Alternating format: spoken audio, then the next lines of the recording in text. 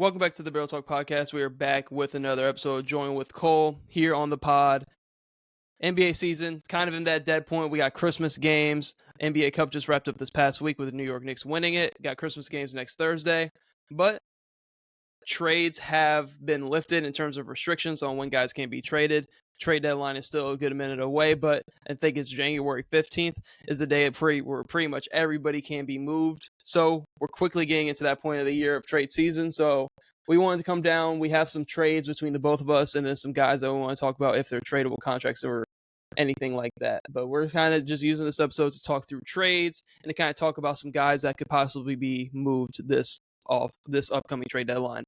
But before we get into that, Cole, how we doing? Good, yeah. This is kind of the time of year where you're just watching football, but over in the NBA, the teams are kind of figuring out reselling.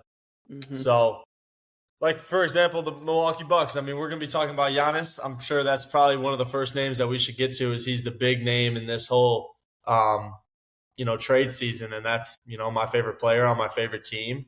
So that's going to be a league-shaking move. Like, we got the Luka Doncic trade last year that we didn't expect. That was just really out of nowhere, and that obviously was made the trade deadline a big deal. But this year, we're expecting a big Giannis trade. So if we don't get it, it'll probably be a disappointing deadline for a lot of people. Not me, because I would love him to stay on my team. Yeah, there's some big names that could get moved, especially with some guys on big contracts underperforming, as we were kind of talking about before this. That makes things tricky, but also makes guys tradable.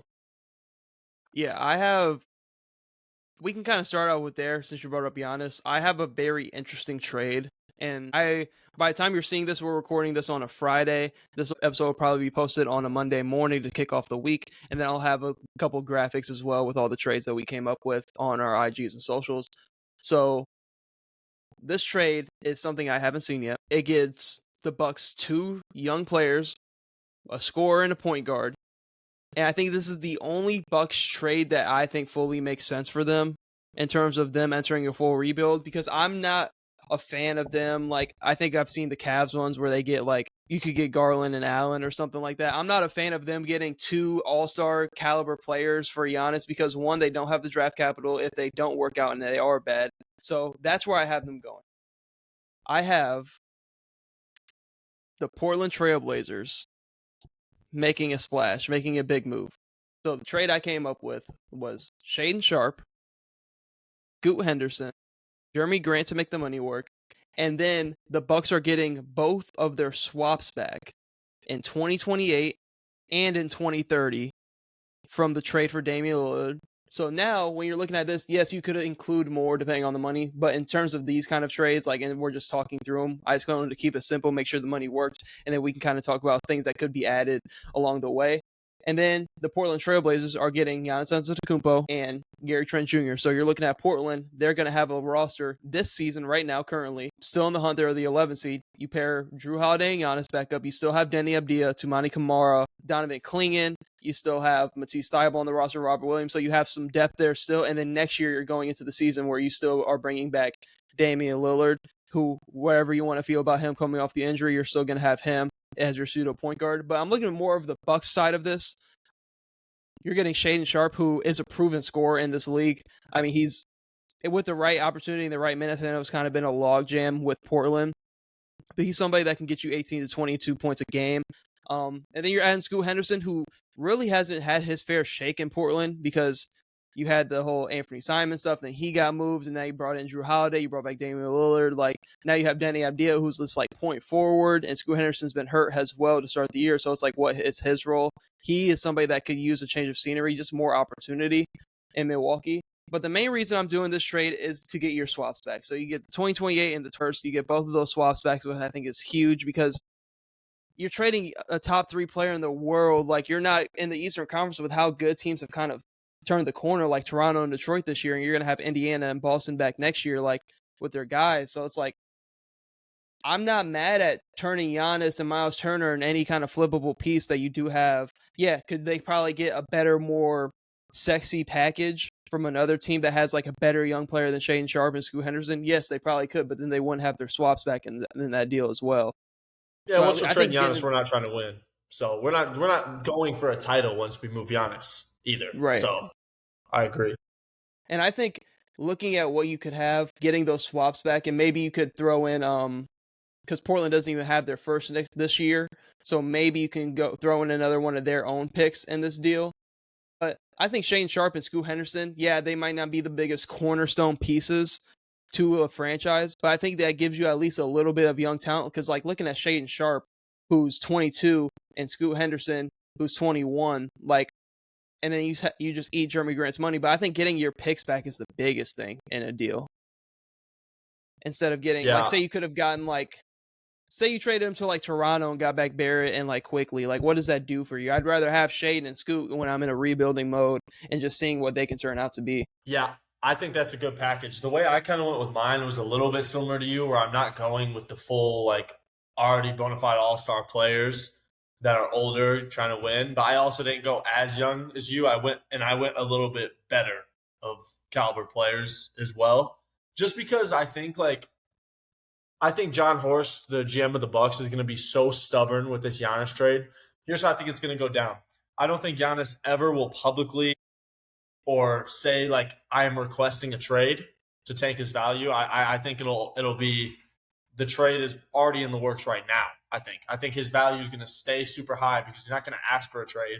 It's not going to be a last minute deal. I think the deal will get done in the weeks building up to the deadline because John Horst understands that his value is going to tank if it gets to that last minute. People aren't going to be throwing that right offer. And this is like a 10 to 15 year like change move for the Bucks. Like what we do with Giannis right now changes the look of our team and franchise for a really long time.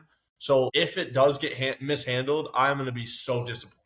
I'm going to be so disappointed if I'm waiting on the afternoon of the trade deadline day for a Giannis deal to get done and we have to panic last minute to get something done. I also maybe made a trade that the team I'm doing business with says no to, just because I think we have to be stubborn. We have one of the best players in the world and we can't just settle just because people think he wants to be out, even though he hasn't really came out and said it yet. So I, as the GM of the Milwaukee Bucks, made a trade with the Atlanta Hawks, which we have seen those online. We've seen a lot of Hawks stuff. So you already probably know where I'm going with this. The Bucks will be trading Giannis Antetokounmpo, and they will be getting back Jalen Johnson, of course, Nickeil Alexander-Walker. So the two leading scorers for the Hawks this year, with Trae Young being out. Yes, we're getting both of them for Giannis. I also want Asa Newell, and I want a 2030 and a 2026 first for Giannis. 2 first-round picks, Atlanta's first-round draft pick from last year, Nickeil Alexander-Walker, and Jalen Johnson. Do you think that's too much? I don't think it's too Atlanta's much. roster allows it. Yeah, I just don't, because you would have KP, and then you would have Trae Young still around Giannis. So you'd have and then you still have Dyson Daniels, Zachary Richardson, who you didn't include in the deal. You still have double up Luke Kennard. And that's not even saying you guys could throw them somebody that like Gary Trent Jr. to kind of replace those Nickeil minutes, not as good of a player, but like somebody that can replace those minutes off that bench. So I'm looking at them. I don't have. Let me make sure. I don't believe I have an Atlanta Hawks trade, mainly because I just think they're gonna stay pat because I think this team is healthy when Trae Young's fully healthy and KP's on the court playing. I know that's kind of easier said than done thing for KP, but it's like you have so much going for you, like with this team as it is, with how good Jalen Johnson and Nickeil have been this year, to where it's like this might be. I would just want to see 1 year with this around Trae Young because we've already heard the Trae Young being traded talks. So like I'd want to see 1 more year with this and seeing like where Jalen Johnson is, because if you trade for Giannis, I like where you're at in the Eastern Conference. I know Giannis is the top 3 player in the world compared to Jalen Johnson, but Jalen Johnson's been elite this year to where I don't know. He's first team All NBA one day too. Yeah, they might be looking at him like untouchable. So that's especially because he's homegrown in Atlanta too. I don't know. I think they would more so be interested in some sort of Trae Young deal. Maybe the Bucks flip Trae Young to a 3rd team. Maybe it's this big 3-teamer. Who knows what happens? But like, I think they'd be way more interested in moving off Trae Young than Jalen Johnson. Just because I think Jalen Johnson is like, I'm like shocked to see how good he's become. Like he's like point forward, can legit do everything at all three levels, and he would be the perfect guy you would want in a Giannis deal. I just don't know if Atlanta wants to move him. 24, good contract. They just extended him. Like, it's so tough to gauge. But it's like, you don't want to go the route of Trae Young and Kristaps, or like Trae Young and whoever else you could get. So it's like super, super weird with the Hawks. But I do like the idea of, like, our trades are kind of similar. You have two higher quality players at the moment in Jalen Johnson and Nickeil. God, that's interesting. I don't know what I gotta say, Corey, I agree with everything you're saying. I don't know if the Hawks will do it either. That's why I asked the question. Would you say yes? I'm in a very favorable trade for my Milwaukee Bucks right there, because the reason I wanted to do that is I need everyone. I'm gonna push as much as I can that we are talking about Giannis Antetokounmpo. Like, we should look, whatever deal the Bucks make, bro. Everyone should be looking. Even though no matter what, the Bucks are going to lose the trade in the short time, at least because it's Giannis, I want every single person in the world to look at whatever haul we get back and be like, wow, they got a lot though. Like, dang, that's a lot. Like, I need it to be like that. That's the type of player Giannis is, and that's just what you have to be like as a GM. When you trade, you already don't trade these level of players, period. But if you do, it has to be like, holy shit, dude. They just sold their whole fucking team for him. That's why I've made that type of trade. But I also think Jalen Johnson might just be untouchable, and he might be a guy they're looking at. Like, if you're the Hawks, you might look at Jalen Johnson, deadass in that Jason Tatum light. Like, he might deadass be a 6'10", do-it-all point guard on a championship team for us one day. Like, he has that type of upside. Like, he's a guy getting triple-doubles. He has size. He's elite in transition. He can guard. I said he gets triple doubles. He's an amazing passer. He doesn't need the ball in his hands. His 3-point shot has turned into something that's just flat out. I want to just call him a good shooter at this point too. Like, it's not his main thing. I mean, the guy is looking like he is gonna maybe, like, he has a top 10 player in the NBA ceiling. Yeah. I really think I'm glad we went with these two teams, though, because I think Atlanta obviously has more talent right now than Portland.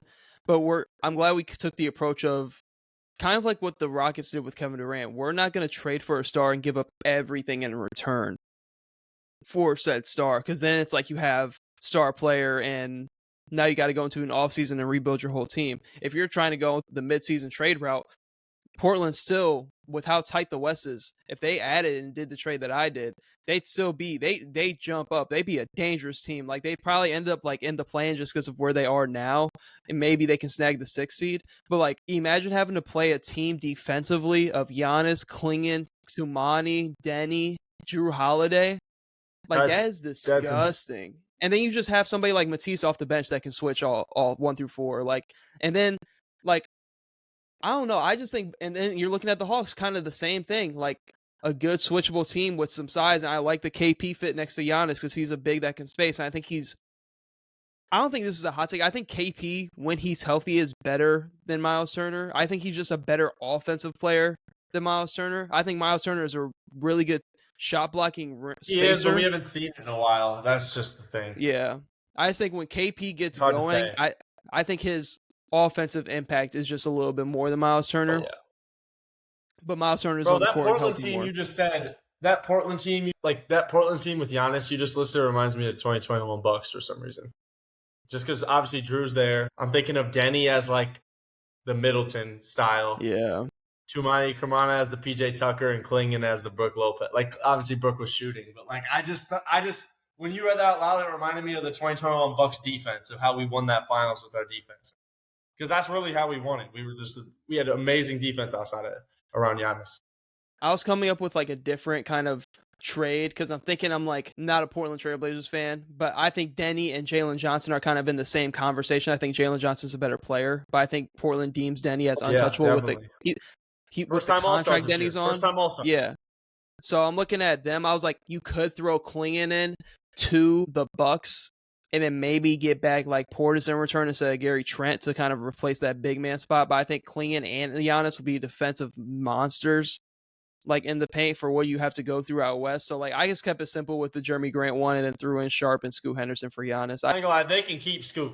Give me Clingan. They can fucking hold Scoot, bro. They can hold Scoot. And Scoot's been okay, but we have Ryan Rollins. We don't need Scoot. Yeah. We're good with Ryan Rollins. But I want Clingan bad. But I understand, like, because it's that's a tough one. Because then you're like looking at their center rotation, and then it's like Robert Williams and Hansen Yang. So I'm like, they would need to have another big, and I think them keeping Clingan and just taking the flyer on Scoot Henderson, because it's like Donovan Clingan's value is higher on a team like Portland than he would be for Milwaukee on a team who's rebuilding.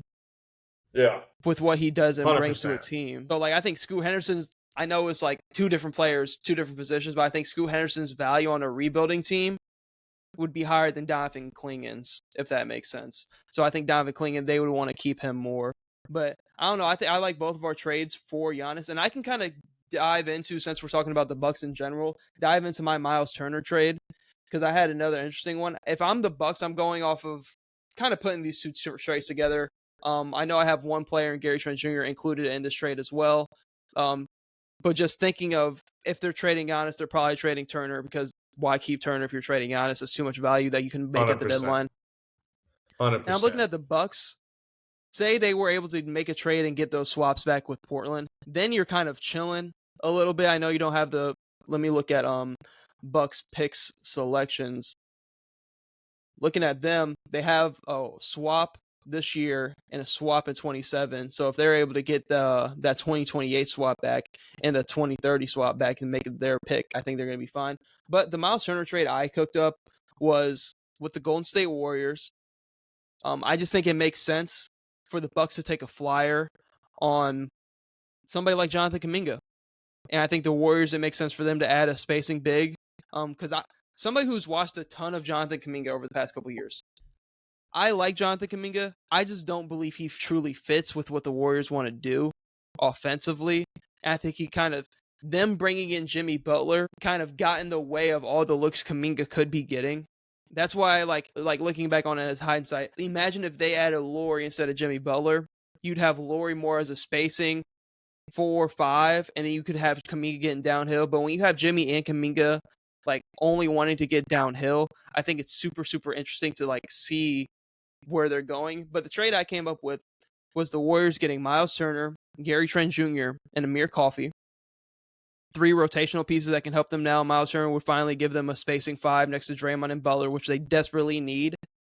And they just need size in general. And I think his value on the Warriors would be super, super good. Because I like Quentin Post, but when I'm looking at somebody like Miles Turner, like he is just the upgrade defensively right now in terms of where they are in their careers. So I have that. And I have the Bucks getting Jonathan Kuminga, who they're taking a flyer on, who they can extend to as ever much as they want to, depending on their cap situation. So they're going to bring in a flyer on Jonathan Kuminga, who is a proven scorer in this league that can play the 3 or the 4. You're bringing in Buddy Hield to make the money work. You're bringing in Brandon Podziemski to make money work. He can kind of just be like a tweener combo guard for you. And then you're getting an unprotected. He's from Milwaukee. An unprotected 2028 first-round pick. And this would be the first year off-season draft where the Warriors would be without Steph Curry, Jimmy Butler, Draymond Green on their contract. So who knows what that team is looking like. So that's a very valuable pick the Bucks can pick up. And for Miles Turner, I think this is a really good trade for both sides. You're telling me I get a flyer in Jonathan Kuminga and a 2028 unprotected first from the Warriors post-Curry, possibly, for Miles Turner, somebody who's been here half a season, who we just signed, and we're going to get off that money quick and be able to sign Kuminga to whatever. I think this is a win-win for both sides, especially if they're planning on moving Giannis. It's perfect fits too. Like if you're thinking of the Bucks without Giannis, I think the Bucks are going to take the approach of wanting like a young scorer, and I think Kuminga fits that. A guy that, it's like when we were talking about Kuminga maybe going to the Kings in the offseason, it's like, see what he has, see what he can do when you give him a little bit more of a freedom and longer leash. So that would be a good fit for the Bucks. And then obviously Miles Turner is just like the ideal center around guys like Steph Curry, who he's a shooter and he just fits that system, being able to shoot. And then like we said with Giannis, like Miles Turner is just a good complementary piece to anyone who's like an elite offensive engine. Mm-hmm. Because even when he doesn't have it going, like he hasn't shot it well for the Bucks this year, but his shot blocking is back to like prime Miles Turner shot blocking.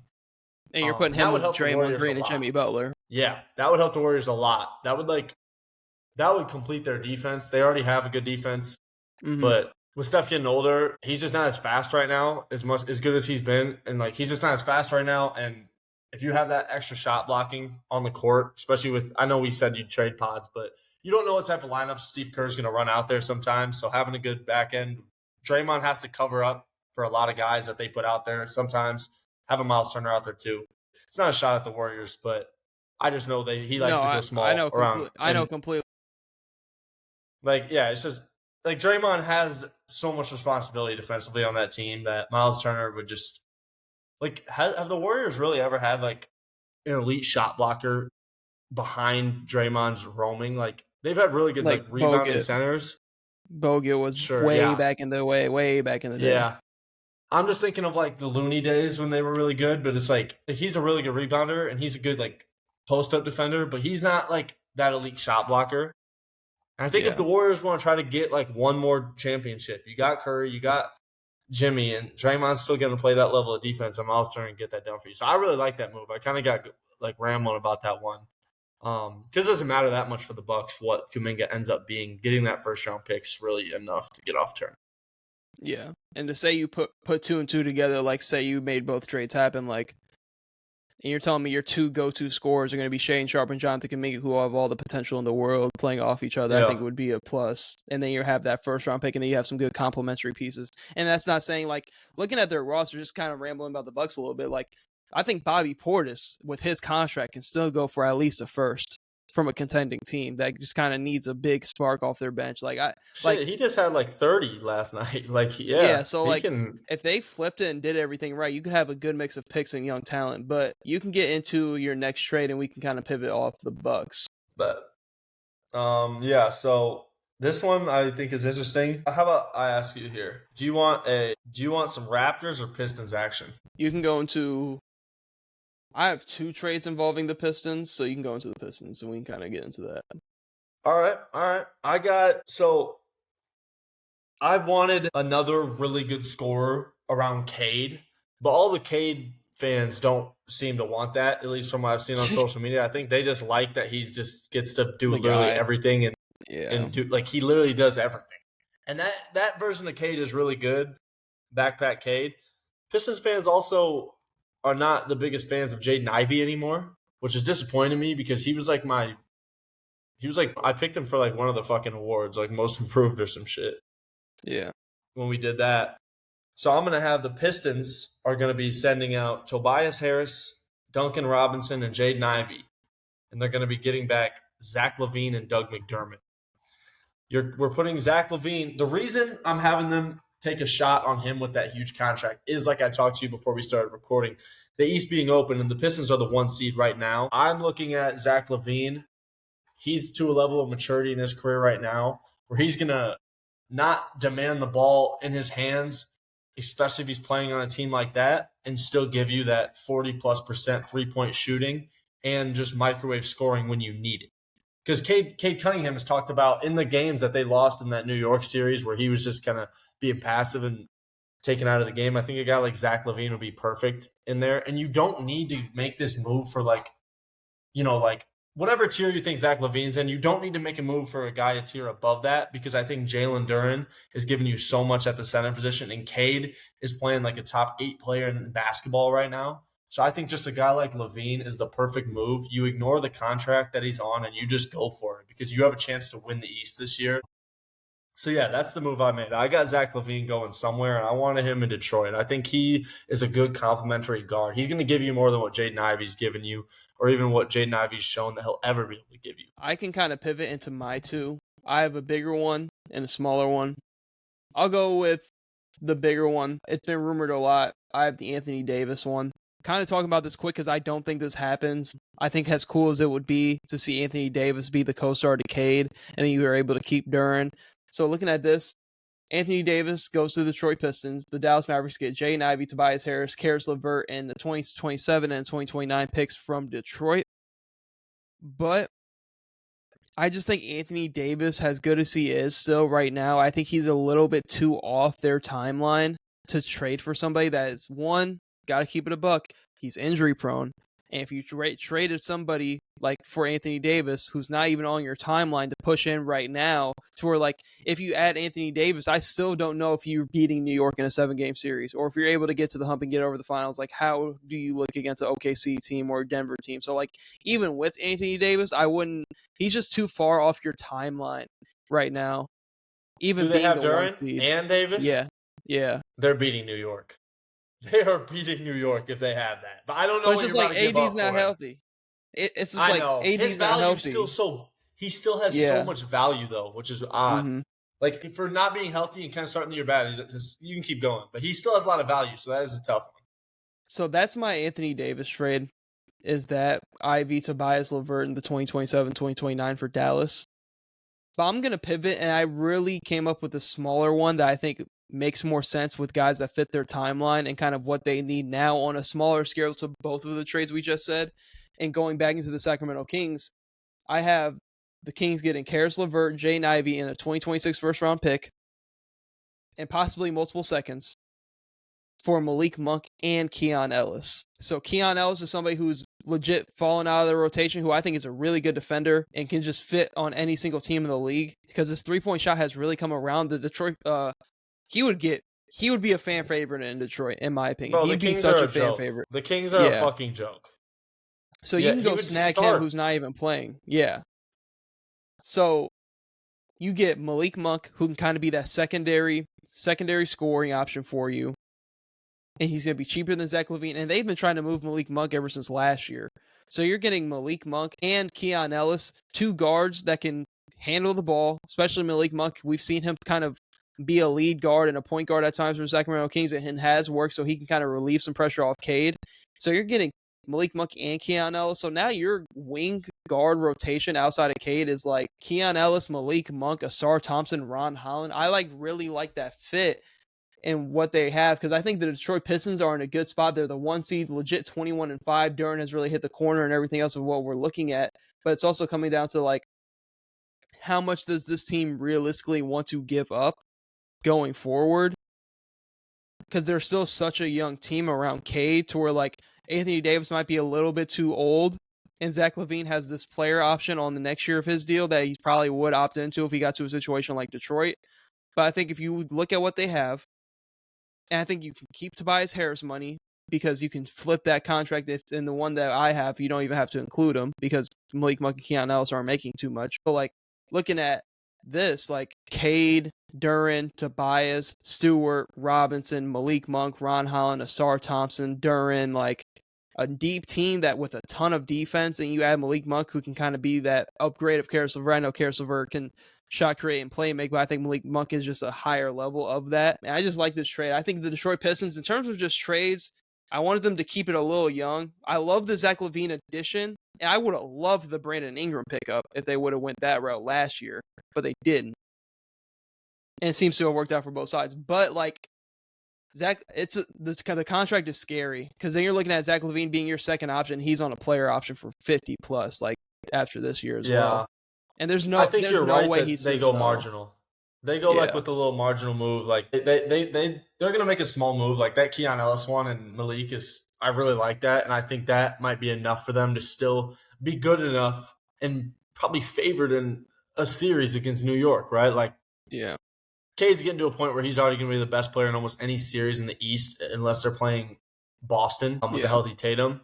So it's like, I agree. They don't need to go too crazy. I think I was just kind of having fun with the trade machine. And I do think if you ignore the contract, I do think LaVine is like a really good fit next to Cade. So that's kind of where I was at. Like, I don't know. I guess I was trading for them to win it this year. But the truth is you have a Cade Cunningham.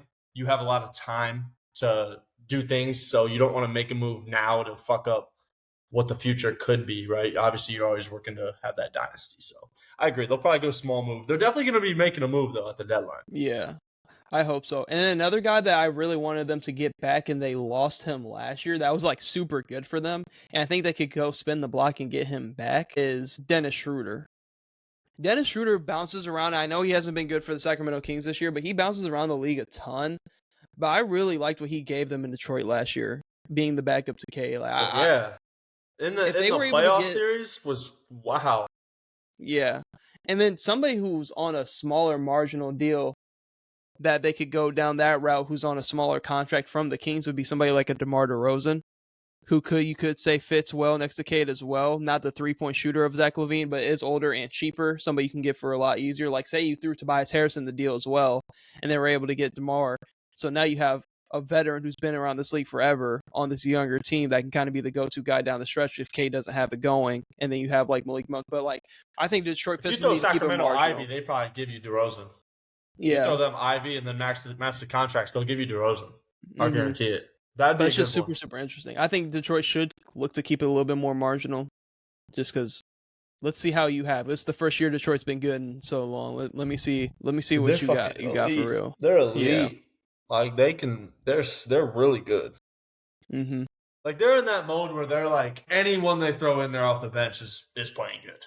Yeah. Like they aren't OKC. They haven't done any of that. But I am getting some vibes from OKC last year with them. I'm not even kidding. Where it's like their 10th man is coming in. Like they just got good vibes. They're nowhere near that good. I'm getting that kind of feeling from them. It's like Detroit sports is fucking back, dude. Tigers amazing, Lions amazing, Pistons really good. It's fucking crazy. Detroit sports is really back. But yeah. I can pivot to kind of the Toronto Raptors trade. I think we have the same guy being traded here. Really? I have LaMelo Ball. Going to shit, we do. I have LaMelo Ball. I didn't think you. Damn, yeah. This is me looking at Toronto, a team that I was high on going. I thought you were gonna say Garland. Sorry, I thought you were gonna say Garland. Nah. If you're able to get, LaMelo's making a little bit less money. I'd rather have LaMelo than Garland. That's just my opinion personally. Fuck yeah, dude. Real quick, before you say what your trade is, did you? I was going into this thinking like, okay. Like, what would the Hornets want? Because I feel like it's weird to trade with the Hornets because, like, they don't have anything going for them. Mm-hmm. But, like, I don't know if LaMelo's value is really that high. Right. Are you agreeing with that? I think it is high, but I don't think it's as high as people would think. I think whatever team trades for LaMelo Ball, they're going to get him, and they're going to shoot up to the moon. Because people don't understand, like, how much a bad organization can ruin your reputation. Look at Zach LaVine. He's never been in a good winning organization. And now he has this big price tag for staying in those organizations and making his money, which you can't even fault anybody for. But now his reputation around the league is he's a empty stats player and he's not a good player when he definitely is. People are starting to look at LaMelo Ball in that same light. And looking at this trade that I have for the Toronto Raptors, I have Emmanuel Quickley going to the Charlotte Hornets, Ochai Agbaji, a 2026 first and a 2029 first going to Toronto. So I think you're getting a good return on LaMelo Ball, who's on an extended contract, who perfectly fits the Toronto Raptors timeline. And now you're looking at LaMelo Ball, Brandon Ingram, Scotty Barnes, RJ Barrett, Jakob Poeltl, Kyle Murray-Boyles, Grady Dick off your bench. And like I moved Emmanuel Quickley instead of RJ Barrett. I know those are the two like guys that would be out the door for Toronto. But it's like RJ Barrett, what's his fit really? Because you already have Khan, Brandon Miller. You would still have Miles Bridges on this team. Like I think that would be a little bit too wing heavy. But having a good guard in Emmanuel Quickley will still bring the Hornets a lot of value, like him and Colin Sexton. And Emmanuel Quickley still on the younger side. He's only 26 years old. You have him locked up for a long time, and he's a very tradable contract to where like you could flip him later down the line. So looking at Toronto, looking at this, if Toronto made this move, you're telling me you have a legit one. You have a big three out east that can give anybody problems. Any one of those guys can be the number one on any given night. If LaMelo's going off, Ingram's going off, Scotty Barnes is going off. And then you have like these Swiss Army knife defenders around Ingram and LaMelo with Scotty Barnes and Kyle Murray-Boyles, who kind of play a little bit similarly on the defensive end of the floor. And Jakob Poeltl is just the perfect big, like next to somebody like LaMelo, somebody who can just get easy buckets and easy dump offs. And like looking at this, I want Toronto, like looking at them, they're the 3 seed. I don't think they would have enough in a series Like, if they just had this roster, I don't know what series they would be favored in. But going into the year, I said that they would win a playoff series. It would be tough. It depends on the matchup. But you add LaMelo, who just gives you a higher ceiling than Emmanuel quickly. That would really move me. And I know you have this same trade as well, pretty much. Like, I think LaMelo Their could size go is to crazy with LaMelo too. Yeah, like they would be able to match up with anybody. They would be a matchup, a nightmare for a team for like. I think they also move RJ elsewhere if they make this move. Mm-hmm. Like, I don't think he stays on the roster if they end up getting LaMelo. Yeah. I'll get into what I have to say about that because we have very similar trades. I made it a little more friendly for the Hornets, I'd say, though. Actually, not really pick. You gave 2 firsts. Yeah, I got you first. I went 1 first, Emmanuel Quickly, and Colin Murray Boyles back for the Hornets. I like him too. I like him with Toronto off that bench too. That'd be a good get for Charlotte. I know. That'd be a good get. LaMelo's like 25 to 30 a night. Like, you got to. I even said that's why I threw in the extra pick and not Colin Murray Boyles. That's why I threw in the extra pick. I got you. So I was fuck, all right, let me throw in that extra pick. I wanted to give the Hornets something to be excited about, though, outside of, like, I tried to build, like, instead of just only building a Raptors lineup when I was thinking about it, I wanted to build, like, a Hornets 1-2, and I was just thinking of, like Emmanuel Quickly, Khan, Miles Bridges, Colin Murray Boyle, or Brandon Miller, Colin Murray Boyles, and Kalkbrenner, however they want to go about that, but I don't know. I like it. I think LaMelo, I get really excited thinking about him playing on another team because he's fun in Charlotte, but I believe in him, but I'm also just so interested to see what it looks like because he's going to be himself and play the way he does. But yeah, I'm excited for it. I used to have him going to Houston in my head, but I just think they're playing too well right now, and they're not to make a big kind of move like that. Yeah, they're not really in that type of thing.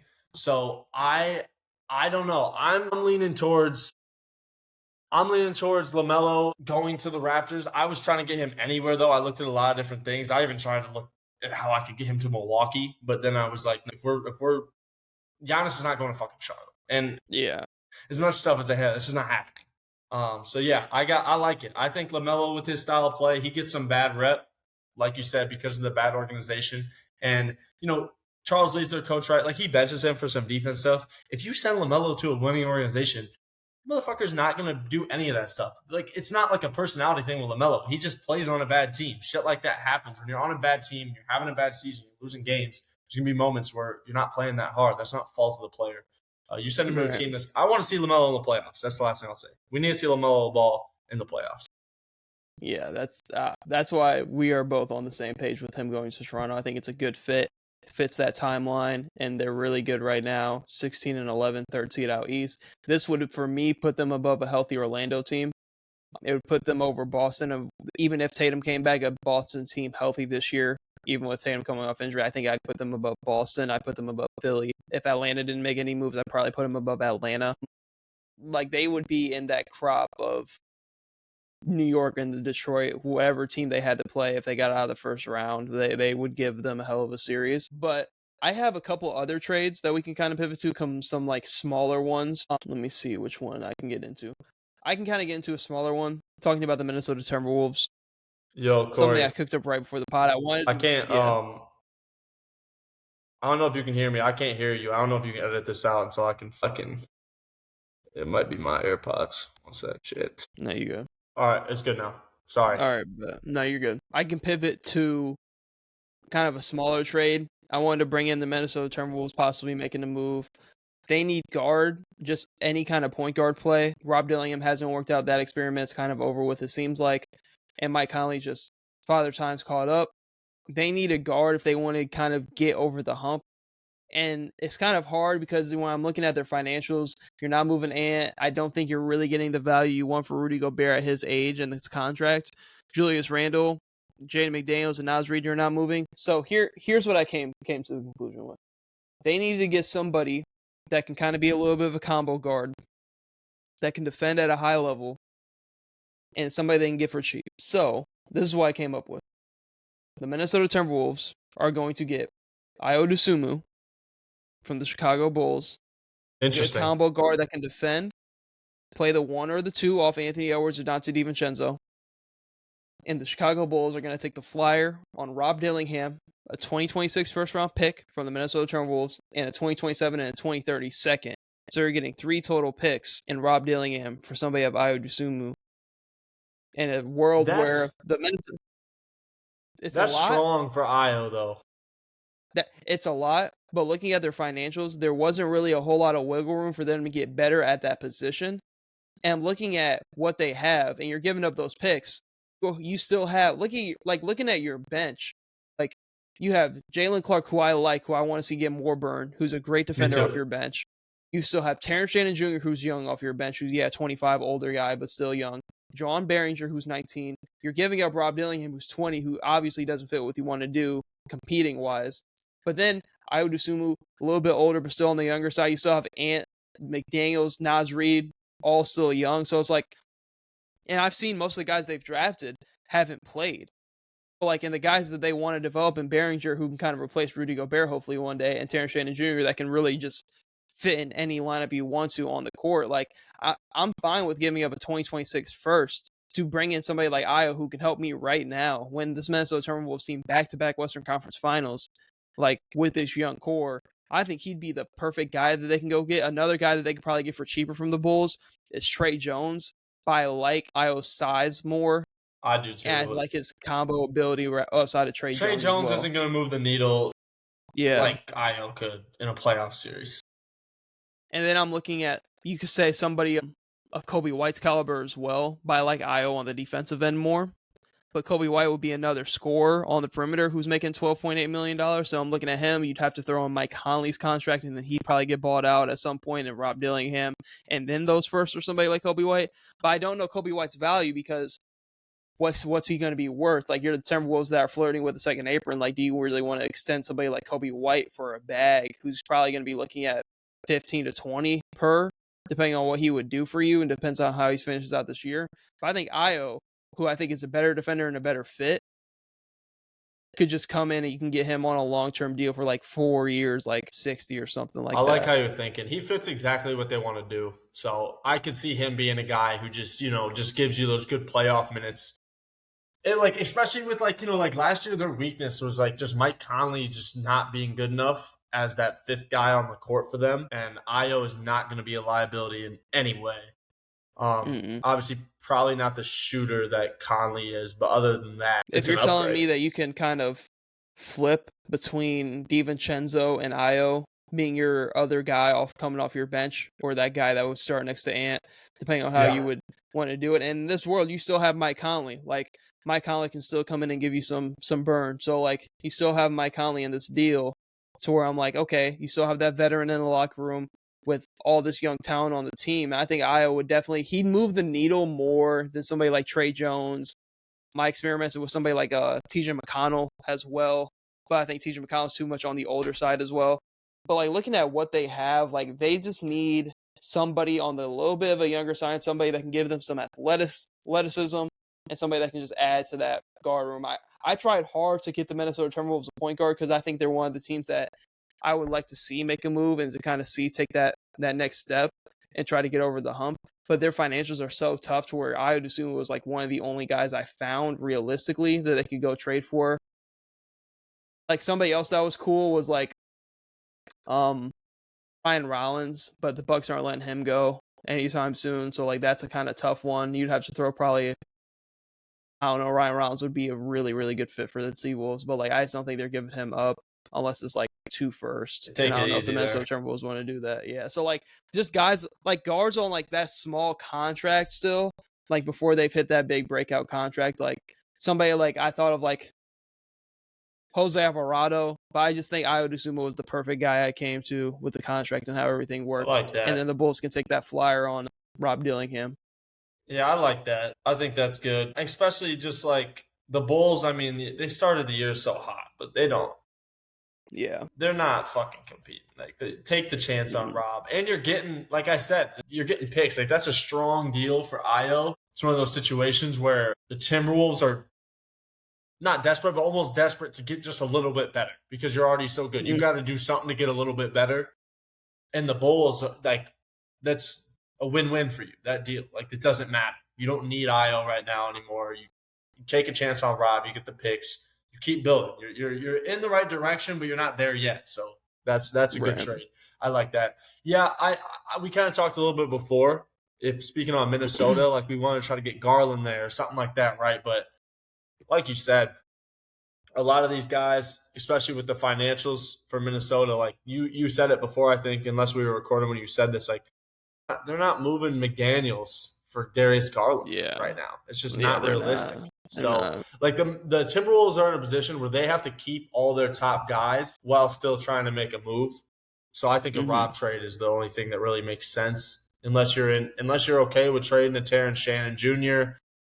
But then you're kind of hurting yourself for future pieces as well, because I think everyone kind of trusts him more than Rob as an NBA player right now. So if you can get an Io out of Rob, you do that 10 times out of 10, especially with the situation they're in. Corey, I want to hear about this Boston trade. This Boston trade? I do. All right. I want to hear it. So we're looking at Boston right now, 15-11. We've already all seen the Jason Tatum could be coming back scenarios and everything else like that. This move helps them this year and for the future because they have a lack at the 5. Now, looking at their financials, it's very hard for them to have a lot of wiggle room. And I don't think they need to go out here and get some top 10, top 15 level 5 man with what they have on the roster and how Joe Mazzulla coaches. I think they just need a body. And I have them trading Anthony Simons. Where is actually the trade? Anthony Simons, their first round pick this year, because they're a lot better than what they expected. And this trade would help them get even better, and I think keep them afloat out east, so this pick wouldn't really be too valuable to them, and they just had a pretty solid draft where they brought in some guys as well. And 2 second-round picks to the Dallas Mavericks for Daniel Gafford and Klay Thompson. Oh, shit. So you're looking at a team where they would have Jason Tatum back. You have Klay Thompson on a 2-year. Get him in a competing situation with how much Boston loves to space and shoot the 3-ball. You add Klay Thompson, who has no value to Dallas at this point. They're already trying to look to trade him, and his value is kind of tough because he's an older player. But then you're adding Daniel Gafford at the 5, which I think helps this team a ton. Yes, you're giving up some draft capital and Anthony Simons, who I think can be an intriguing piece because he's on an expiring for Dallas, and they can free up all that money from the Klay Thompson contract. They just extended Daniel Gafford as well. They can get off that money as well long term because they're building around Cooper Flag. You extended Gafford and Thompson with the mindset of Luka Doncic. He's not in the building anymore. So you're trying to get off these contracts to open up the books for you a little bit more. And Daniel Gafford, you can go find another 5, man. Because you already have Derek White. Dallas because you're getting the picks. Wins this trade. Yeah. But it's good for Boston. At Dallas, because you get Daniel Gafford, who is a really good 5-man, who I think would fit really well in Boston. Klay Thompson's shooting ability. So now you're looking at your shooters on your team, and Derek White, Klay Thompson, Sam Hauser, Peyton Pritchard. You have shooting all over the court for JB and Tatum to get downhill. And now, looking at Dallas, you eat Anthony Simons last year of his contract, and you can even bring him back because I think he's a really good bench piece scorer for what Dallas could do going forward for the low, because he's making $27 million. You get off that money for Daniel Gafford and Klay Thompson's contracts going forward. You pick up another first-round pick in this year's draft, and you pick up 2 seconds later down the line. I think this is a win-win. If you're looking at Dallas and building around Cooper Flag and Boston and trying to retool/compete, because I don't think adding Klay Thompson and Daniel Gafford don't hurt you in terms of making any moves this offseason, because I think you could still go out and maybe add somebody like a mid-level guy, but you were telling me they add a 5-man this year, and I'm not saying they're competing for a championship, but you look at next year and you have Tatum, Brown, Derek White, Peyton Pritchard, Daniel Gafford as your starters. Like, that's a unit. That's a unit out east for sure. And then whatever you want to do with Klay Thompson. You see what Klay can give you for this year in the playoff run, and then sure, if that doesn't work out, if Klay in Boston doesn't work out, that's fine. Klay just gives me the vibe of a guy that you put him in a new situation for something to be excited about when they're winning. He's going to just start shooting the ball a little bit better. Mm-hmm. But the idea for Dallas of getting Anthony Simons in a first-round pick for just giving up an old Klay who's not really shooting it lights out and your backup center when Lively's healthy is really good. Whatever you do with Simons. you can flip Simons for another pick probably, and then you got 2 first bank out of older players. While you're already building with Cooper Flag now. Dallas is going to be interesting at the deadline because we already flirted with the idea of AD getting traded. This year you don't have Kyrie. Who knows what you'll do with Kyrie in the future because you have Cooper Flag. You're not winning games, but you're getting better. You're starting to play a little bit better at basketball, so you don't really know where they're going to go. Dallas could have a completely different roster next year than they have right now. We were talking about this team going to the finals. So all that tells me is things are going to either start getting better once they get healthy, and it's going to be really good, or it's going to get really bad for a little bit, but it's going to set up like their GM has an opportunity right now to get in that with like San Antonio and Oklahoma City. Like you have Cooper Flag and you can flip this really good roster for such valuable assets right now. And I kind of want them to go that route. So Dallas is interesting because like that's a good start already. Yeah. The trade you just said, you get Anthony Simons, a first-round pick, and 2 second-rounders.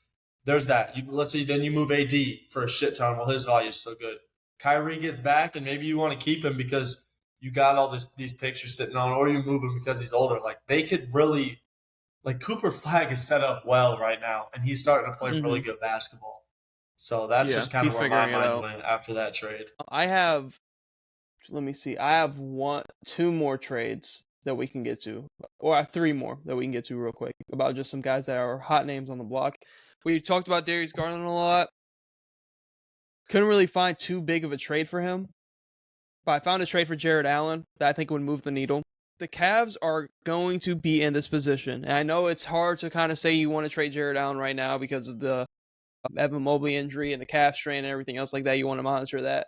But in a world where you're at the deadline, you want to make a move, that's still 2 months from now. Here's what my mindset was. We're trading Jarrett Allen and a 2032 first from Cleveland. We're trading them to the Pelicans, and we're getting Herb Jones and Yves Missi.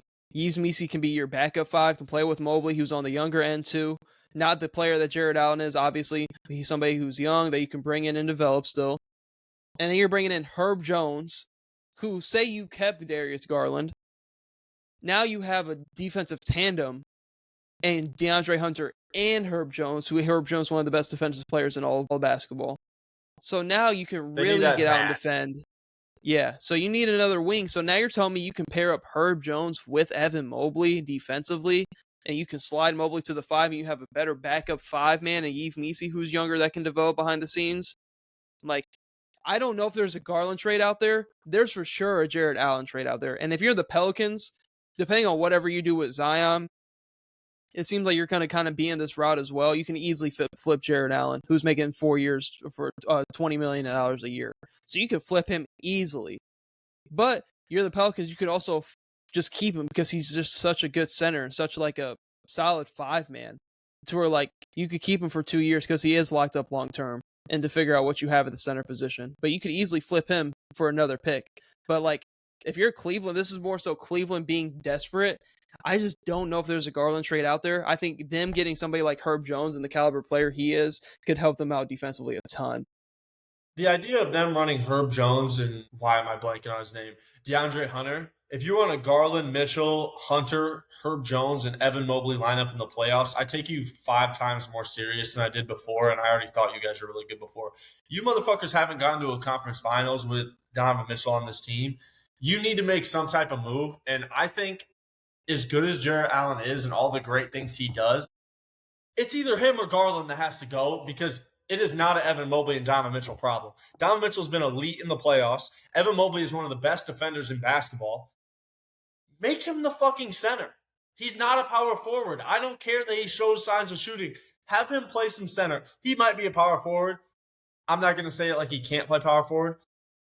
Give me a lineup. Give me some lineups in the playoffs that just like are just hell. They need perimeter defense so bad. Herb Jones would be just such a good pickup for them. And DeAndre Hunter doesn't need to be coming off the bench. He's good enough to start. The idea of them getting Herb Jones and addressing the perimeter defense issues, especially when like they lost to Indiana last year, but really the whole talk going into the playoffs was, is DeAndre Hunter good enough to be the guy guarding Tatum to be able to beat Boston? And that's going to be a thing that comes back up. So if you can get a Herb Jones there, at least a guy who can do a better job defensively on a JB or Jason Tatum or Cade Cunningham going forward in the playoffs. I'm not mad at them even finding a way to trade Garland eventually and running Mitchell at the 1. I don't think Allen and Garland need to be a part of this Cavs team while they have Donovan Mitchell still. Address perimeter defense like you just did with that trade and run Mobley at the 5. Like that's just what it's got to be to me. See, do something different. You're too big at the top and you're too small at the bottom. So fix that. Like, just go Mitchell at the 1. He's a better playmaker in the playoffs than Garland maybe anyways. And that might be crazy to say, but he just is. He's going to have the ball in his hands. The only other trade that I've like really thought of that I don't think they would do when I was looking at Darius Garland trades, just kind of continue talking about Cleveland, is like would, because I just think they need another scorer. They need somebody else that can really get a bucket next to Donovan Mitchell. Because we've seen in the playoffs, yes, he's elite in the playoffs, but we've seen times where like Evan Mobley's he shot 35 good. shots in game 1 against the Pacers. Yeah, he shot like 35 shots. It's tough. If you could just get somebody that can kind of take some pressure off of him, I try to like mock up a Garland for Barrett swap. But then it's like you already have Quickly would have to get moved as well in some kind of trade to where it was just too hard to do. But I thought like maybe RJ Barrett would be a good guy if you wanted to go point Mitch. Just because I'm just trying to think of guys that like aren't like crazy, because what's Darius Garland's value? But that was kind of a trade that I had to throw in the garbage because I couldn't find anything. Barrett will guard a little bit, I guess. Yeah, but just because he's a bigger wing that you could put on that 3 or 2 compared to Garland. Corey, you know what I was working on? I didn't get it done on my trade machine. I was working on trying to get Trey Murphy, actually. So I was working on a Pelicans deal also. But to address that scoring, I was more thinking that, even though I like the Herb Jones better. I was thinking of a Trey Murphy because I think he's going to give you more offensively in the playoffs next to Donovan Mitchell than Garland might, as crazy as that may sound, or maybe it's just a fit that allows that. But I like the idea of Trey Murphy shooting in there. Trey Murphy's a 20-point-a-game guy now, and I don't even know if Garland I can rely on being that, especially just with the health issues. Trey Murphy's going to play. He's not the best defender, but he's got more size. And I think just the size just bringing more size with having Evan Mobley at the rim when he's healthy, of course, I think it's already just going to improve your defense a little bit. Something about them going a little bit smaller with Evan Mobley at the 5, but also having Mitchell at the 1. I just think that's the answer. So I agree, though. Right. The scoring, that game 1 against Indiana, it's like I thought the Cavs were just going to run them, and then the game starts and like Ty Jerome was their second option. Like, what the fuck was I watching, dude? Like, they weren't healthy either, but they need someone else who can take some pressure off of Mitchell because Mitchell played the whole regular season last year like, hey, I'm good. I'm going to average 24. I'm going to make the right play. We're better than everyone. And then playoffs hit, and it just was like, dude, the offense was not the same at all. They went from the best offense in basketball to, like, painful to watch. Donovan Mitchell, please save us. Right. I'm glad you brought up Trey Murphy because I have a trade for him. I have a lot of trades, actually. That just, like, looking at it, like, I have a trade with Trey Murphy. It's not to the Cavs. Another Eastern Conference team. That would put them in. This is a next year trade, mind you. This is a next year trade. The Indiana Pacers would get Trey Murphy. The Pelicans would get Benedict Mathurin, Jarris Walker, Johnny Furphy, a 2027 first, and a 2029 first. I'm moved, but this moves the shit out of me for both teams, so now, honestly. First good Pelicans trade in a long time, actually, too. Because they always do nothing. Yeah. So I'm looking at their roster next year.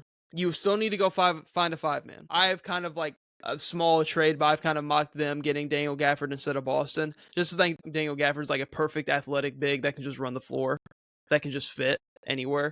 And he's on a really solid contract, I feel like, for what he's giving you. But like, overly. Just talking about this, yeah. Just you would have to go figure out the 5 spot. And you have some still guys that you can trade to go make that work. Because like, getting Trey Murphy, does that make Obi Toppin expendable with his $14 million? Like, you could flip that into a 5-man of some sort. So, like, getting Trey Murphy would open up the avenues.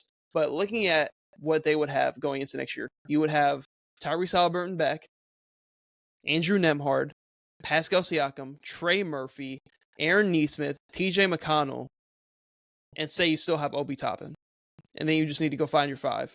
And then off your bench, you still have Jay Huff, who I think is a serviceable backup, not a starter. Backup. Correct. That can space. And Shepard, who I really like as a 3-and-D guy. He somewhat gets burned, somewhat doesn't, depending on what they have. So looking at that, you can still have this team, but then you're adding another guy that can be a 20, 25 point per game scorer. Trey Murphy getting the open shots with Tyrese Halliburton, Andrew Nembhard at the PG spot. That would open up the game so much more for guys like Pascal Siakam to get work. I don't know what your starting lineup would be, but maybe you move Nembhard off your bench because who knows how long TJ McConnell, because he's an older player as well with how he plays. So maybe you go Halliburton, Nesmith, Murphy, Pascal, and then you find your 5. And then you still have wings off your bench and Shepard, Nembhard. You have a lot of avenues you can go down. And I think this is the kind of trade that I want the Pacers to make next year. Because I'm not saying you need to go find that this star-studded 5-man because you're adding Trey Murphy the third. So you still have Isaiah Jackson, who's young, under contract for a minute. Jay Huff's under contract for a minute. So you don't need to go out and get this all-time caliber 5. I'm gonna look up real quick while you kind of talk about that. One thing I'll say about, you mentioned Trey Murphy shooting, getting open shots from Tyrese Halliburton. I'm also just thinking of how athletic he is and how him fitting in with the fast-paced style that the Pacers play. Trey Murphy's underrated, in transition as a dunker and a play finisher. Trey Murphy's going to give you that too. So he just fits that style of ball, just fast paced, knocking down shots, dunking shit. The Pacers play that style.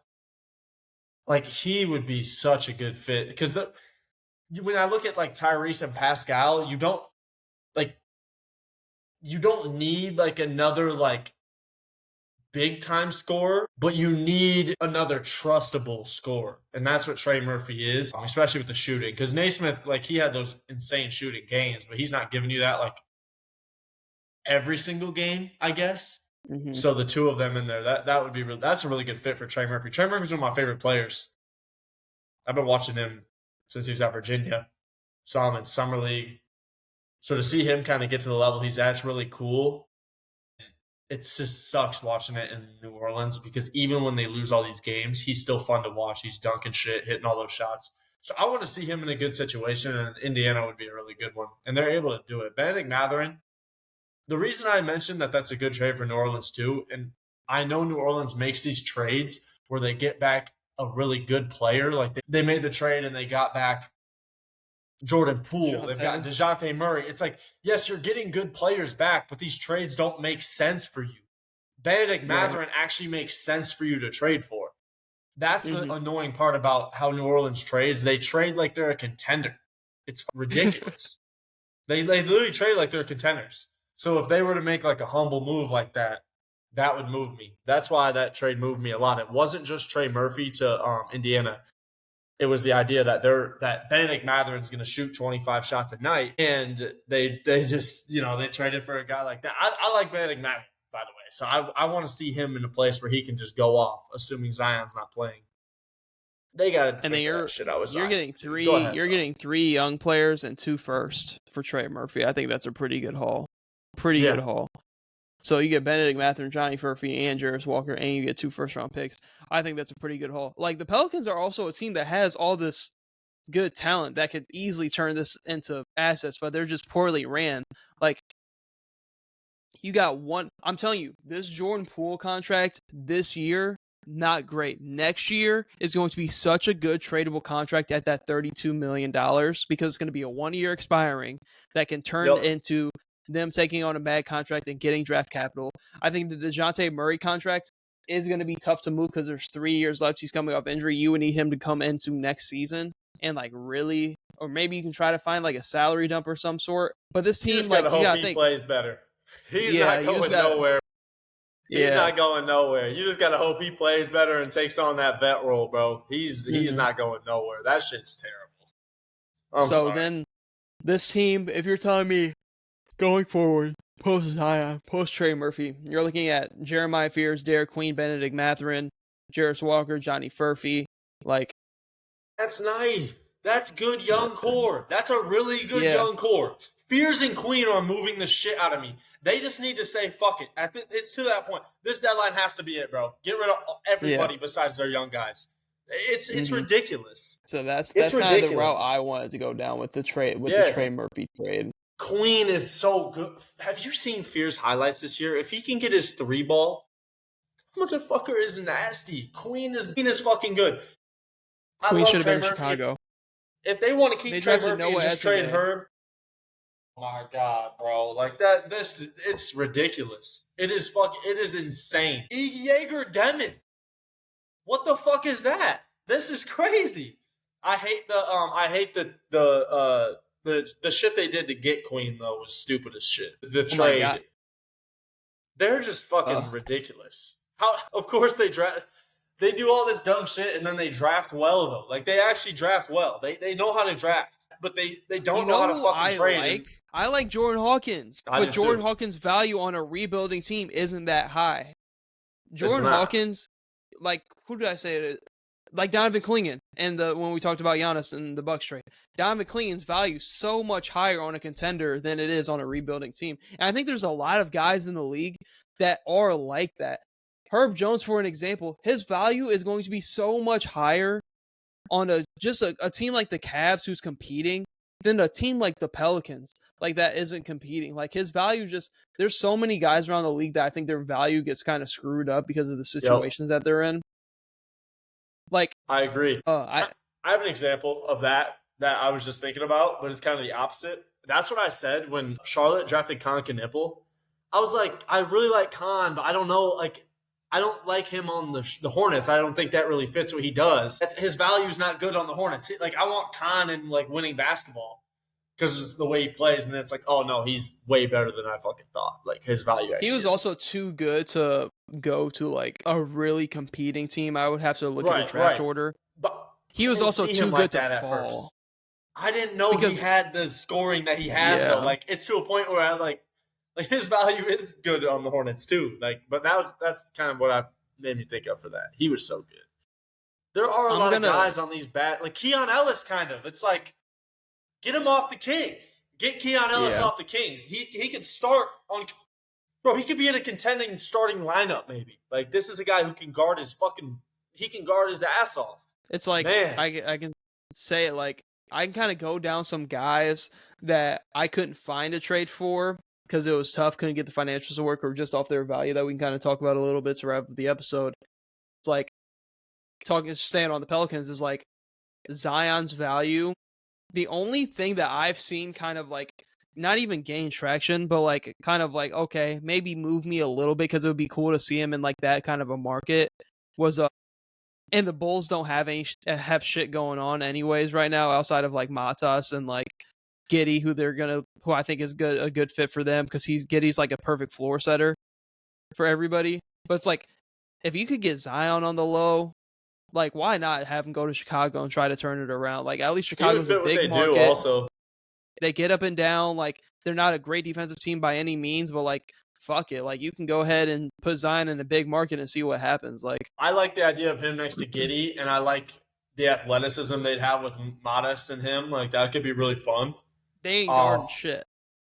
No, but that's some fun be ball. Okay for a year. Yeah, like that might be okay. What does Jerry Reinsdorf care about? Selling tickets. That's all he cares about. He don't care about winning ball games. He wants to sell tickets.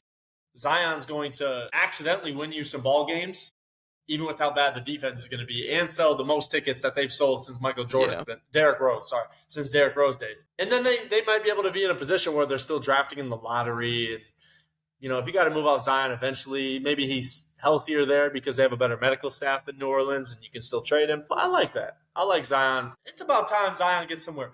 Last thing, before we wrap up, I got a question about one other guy that I wasn't able to trade because I didn't know what his value was, and I kind of just wanted to bring it up and open conversation to it.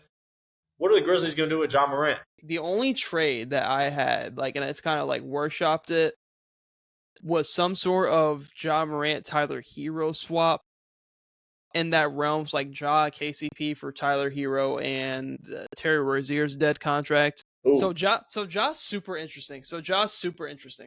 Because in my opinion, I still think he has a lot left.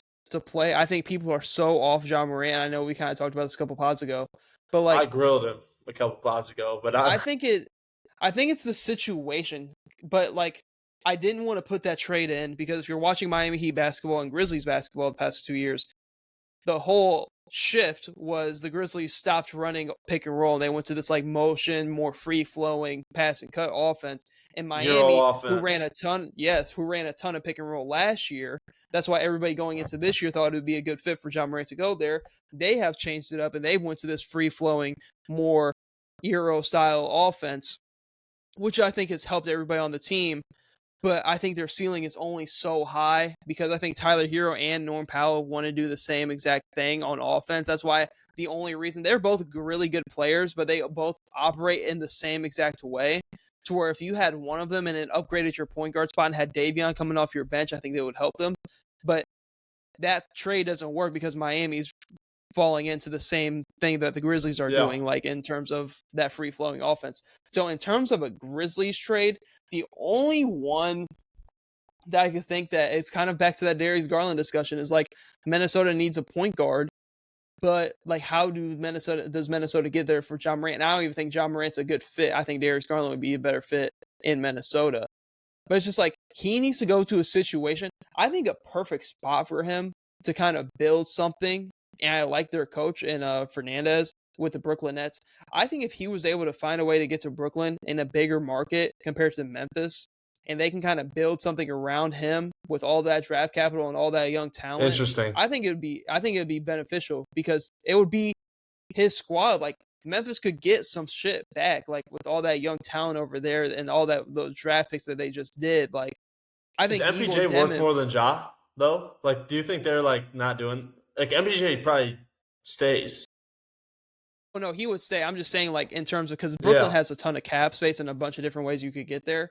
But I think somebody that the Grizzlies could be intrigued in is somebody like you're not high on him, but I think Igor Demon would be more fit and suited for that free flowing style that Memphis has compared to somebody like Ja Morant who wants to operate more in the pick and roll and getting downhill and getting 2 feet in the paint. But I think Ja Morant, in terms of his trade value, like he needs to find a situation to where it's kind of going off him. I think another interesting team, depending on what they do with their outlook, is the Clippers because they're in a weird spot because they could either blow it up or go a couple different directions. I'm talking about like, what does this offseason look like and how does this season end for them? Do they blow it up in the offseason? If so, like if you can add somebody like a Ja Morant, at least it makes you a little bit more exciting, like for the Clippers, like side of things. Like you don't want to enter a rebuild with a new arena and shit like that, like and be just god awful. I think at least Ja Morant gives you some excitement. But in terms of competing teams, it's so tough to get him to a certain spot. I don't think he fits in Toronto because of the spacing issues and everything else like that. But I think if he was able to find a way to get to there's no contenders really looking to acquire Ja. I think Brooklyn would be interesting because Brooklyn kind of has this clean slate where they could really build a roster around Ja Morant. And they have all this cap space. Like Utah's interesting. God, but it's just Utah's just in the West. Like even if you add Ja, like you bring Kessler back next year, you have Laurie, like I guess it would be better. You would need Ja to get back to that Ja 2-3 years ago. George is playing better than Ja right now. Yeah. I think Brooklyn. If you're Brooklyn, you can get Ja Morant and you're going to have a ton of cap space to bring somebody else in to be a co-star with him. Like if you were kind of like looking to make a trade like that, like you could definitely get in the ballpark for somebody that is a good fit next to Ja Morant. You can kind of build something over there because they don't really have a guy. Like you could probably flip MPJ for 2 first-round picks with how he's playing at this deadline. Like 6'10" sniper that can average 20. Like he's averaging 26. Like, it's insane. Yeah, like you can get 2 first-round picks. And another kind of sleeper guy that I hope gets traded just because I like him as a player so much. I've always liked him as a player. Somebody please, and he just had like a 50 ball against like Detroit, if I'm not mistaken. Somebody please go get CJ McCollum onto some kind of contender. Very tradable contract. It's a 1 year. I just want to see CJ McCollum on a good team. I hate that he's still able to give you some good ball and he's like in Washington. Like and even looking at Washington, we haven't talked about Washington at all for like good reason in a way, but like they have some guys that could like him and Corey Kispert could be moved. Like I don't know. I just think there's no such thing as a bad 1 year, and they've made I like Washington's CJ in made some Minnesota. good moves. That could be your combo. But it's just so tough to get certain waves with the second apron and how everything is going in the NBA. I don't know. I just hope CJ can get like on a decent enough teams where I could just see him play better, like some good competing basketball. I don't know. Like, it's just tough. Some other guys that we haven't talked about, like Paul George. I don't think Paul George is getting moved anytime soon. That contract's too large and too many years on it, and he's just been playing better as of recent. So like, I think he'll be fine. You're just got to keep him. Somebody who's interesting is like Hugh Grimes, because Edgecombe. I think they need to choose and pick between, because Philly could go a number of different ways. I like Jared McCain, but when you have Hugh Grimes, Maxey, and VJ, like, it's so hard to get him consistent run. Like, if Hugh Grimes has it going one night off the bench or starting, like, you're going to run with him. Like, if they can just move Quentin Grimes and kind of go with McCain, because I think Quentin Grimes can give you some value, because he's another one. Yeah, a lot of teams want that guy. He's somebody that you could look at Minnesota as well, because he's making around the same money as Ayo Dosunmu. Now, he might not be more of a point guard, but he's somebody that can kind of play a little bit of that Dante DiVincenzo and give you another option. But just talking about some like random guys like that we haven't brought up, I feel like we've kind of covered everybody that could possibly even get moved. I didn't want to bring the Clippers up at all, because I don't think the Clippers make any moves. If anything, they're going to be stupid and buy. They're 6-20 right now, and I just don't see James Harden getting moved at the deadline. As much as I would love to see James Harden fuck around, go back to Houston, like, it's just not going to happen. I hope the Clippers buy. Yeah. Start winning sometime. Kill OKC's lottery chances. I don't care what your record is. Go to the Clippers. My dog's going crazy, though. Yeah. Nah, man. I mean, it'll be interesting. I'm glad we were able to get on here and talk about some trades. But very much covered everything. We can wrap it up there. Thank you guys for tuning into the Barrel Talk podcast. Hope to see you tune in to future episodes.